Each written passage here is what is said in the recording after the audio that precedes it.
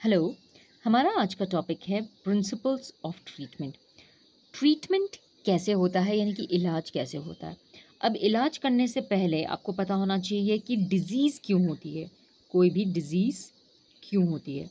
ज़्यादातर बीमारी तब होती है अगर हमारा बॉडी में माइक्रोब्स ज़्यादा हो जाते हैं, स्ट्रॉन्ग हो जाते हैं, microbes become stronger than the immune system.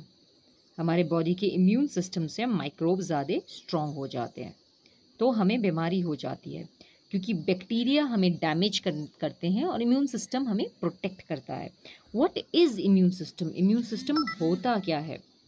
Now, immune system जो होता है वो हमारी बॉडी को प्रोटेक्ट करने के लिए होता है। It is use to protect our body और इसमें होते हैं white blood cells. White blood cells ये बैक्टीरिया से फाइट करते हैं और हमारे बॉडी को प्रोटेक्ट करते हैं। तो आपके लिए फ़िलहाल आप इतना ही कीजिए, आगे बहुत डिटेल में जाता है ये।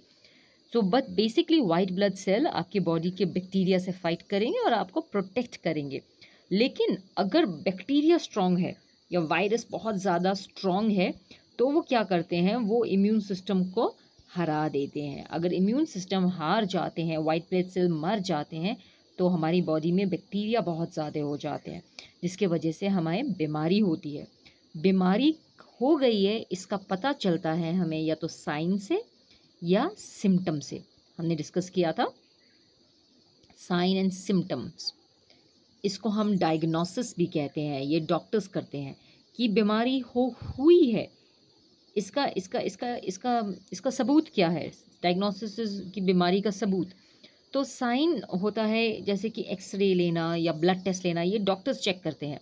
और सिम्टम होता है नॉर्मल छोटी मोटी सी नॉर्मल छोटा मोटा सा सबूत जो हमें भी पता चल जाए, जैसे बुखार हो जाना या खांसी हो जाना, उससे हमें पता चलता है कि हम बीमार हो गए हैं ना। एक बार अब बीमार हो जाते हैं तो हमारा अगला प्रॉब्लम होता है कि उसे ट्रीट कैसे करना है। How do you treat that? तो प्रिंसिपल्स ऑफ ट्रीटमेंट दो तरह के होते हैं, symptomatic and asymptomatic. This is very important. Symptomatic treatment का मतलब होता है सिम्टम को ट्रीट करना, यानी कि अगर आपको खांसी है, इफ़ यू हैव कफ, तो उस खांसी को कम करने के लिए हम आपको कफ सिरप दे देंगे, कफ सिरप, राइट। अगर आपको फीवर है तो फीवर को कम करने के लिए हम पैरासीटामोल दे देंगे आपको, पैरासीटामोल, उससे फीवर कम हो जाएगा। अगर आपको लूज मोशन है, लूज मोशन ये भी सिम्टम है आपका, तो हम उसकी जगह आपको ORS दे देंगे। तो इस तरह की दवाइयाँ जब दी जाती हैं ट्रीटमेंट के लिए जो सिर्फ सिम्टम को कम करे, तो हम उसे सिम्टोमैटिक ट्रीटमेंट कहते हैं। अब अगर आप खांसी के लिए कफ सिरप पी रहे हैं तो बैक्टीरिया तो कफ सिरप से नहीं मरेंगे, तो खांसी थोड़ी देर के लिए रुकेगी, फिर दोबारा आ जाएगी। इसलिए कफ सिरप हमें थोड़ी देर के लिए आराम देती है लेकिन बैक्टीरिया को किल नहीं करती है। पैरासीटामोल भी आपका फीवर 1 घंटे के लिए 2 घंटे के लिए कम कर देगा, लेकिन फीवर जिस वायरस के वजह से हो रहा है ये उस वायरस को किल नहीं कर सकता है, राइट। तो उसको किल करने के लिए हमें असिम्टोमेटिक ट्रीटमेंट करना पड़ता है। Asymptomatic treatment it kills the bacteria और द वायरस। ये बैक्टीरिया को किल करता है या ये वायरस को किल करता है, यानी कि ये it destroys the cause of the disease. It kills the cause of the disease. Kills the cause of the disease. It kills the cause of disease. यानी कि बैक्टीरिया और वायरस को ख़त्म कर देता है। This is called asymptomatic treatment. तो this is more important. जब भी हम बीमार होते हैं तो हमारा asymptomatic treatment ज़्यादा ज़रूरी है। अगर वायरस किल हो जाएगा तो उससे होने वाले सारे सिम्टम्स भी ख़त्म हो जाते हैं। तो कफ सिरप पीने से हमारी खांसी ठीक नहीं होगी, हमारी खांसी ठीक होगी एंटीबायोटिक से। एंटीबायोटिक्स ऐसे केमिकल्स होते हैं जो बैक्टीरिया को किल करते हैं। They kill bacteria and they kill bacteria, they kill bacteria, right. So आप यहाँ देख सकते हैं, right. So what is asymptomatic treatment? Asymptomatic treatment का मतलब है ट्रीटिंग सिम्टम्स, जैसे कि फीवर या लूज मोशन, डायरिया। इससे डिजीज़ का इफ़ेक्ट कम होता है। डिजीज़ ख़त्म नहीं होगी लेकिन उसका इफ़ेक्ट कम होगा।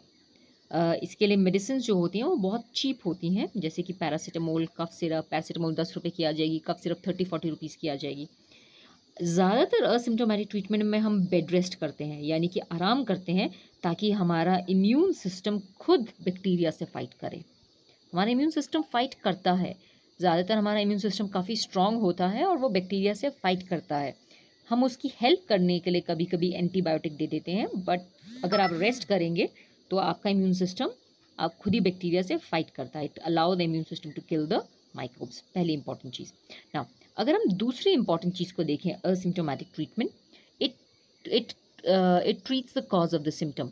ये बैक्टीरिया को किल करता है कि बीमारी जिस कारण से हुई है उसको किल करता है। दूसरा, it kills the cause of the disease, यानी बैक्टीरिया को किल करेगा।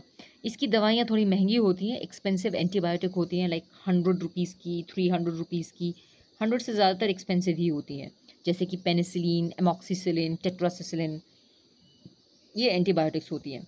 ये एंटीबायोटिक्स क्या करते हैं, बैक्टीरिया के, ये बैक्टीरिया है मान लीजिए, ये बैक्टीरिया का सेल वॉल है, सेल वॉल, ये इसके सेल वॉल को ही नहीं बनने देंगी। सेल वॉल नहीं बनेगा तो बैक्टीरिया मर जाएगा, ये आसान तरीका है। तो एंटीबायोटिक बायोकेमिकल पाथवे को ब्लॉक कर देती है, जैसे कि रेस्पिरेशन नहीं, सांस नहीं लेने देगी बैक्टीरिया को, या उसकी सेल वॉल नहीं बनने देगी, तो हमारा बैक्टीरिया मर जाएगा। This is called asymptomatic treatment. आज के लिए हम इतना ही करेंगे। Have a nice day.